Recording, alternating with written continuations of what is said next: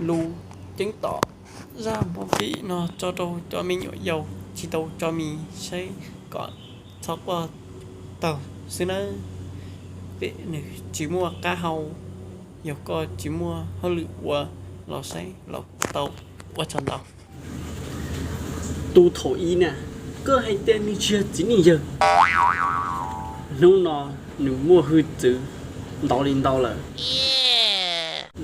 nếu chính như giờ là bây giờ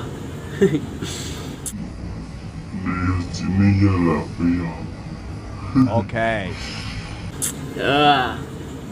Chữ đau đau là để chính như giờ mà chủ cho đi nó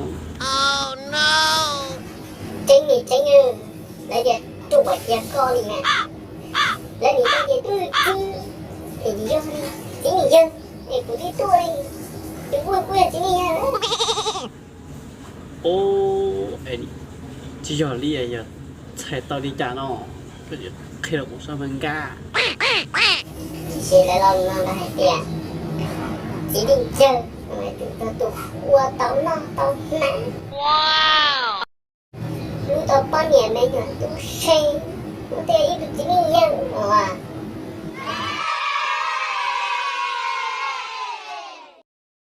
Nếu tôi chơi đấy, thật sự dân. Nếu tôi chơi đấy, thật sự dân. Tôi chơi mà nó chạy tới con nhỉ hay tí này xí.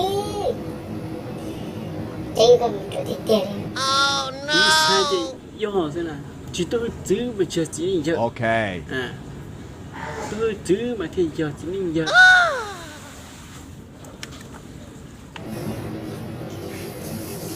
Lên đâu được đây ba chỉ bao đi cơ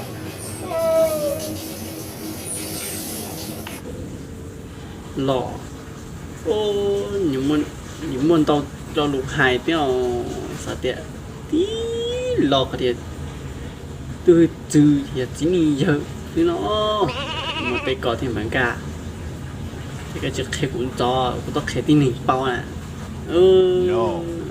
Mama thả ta đi đúng Mama thả ta đi đúng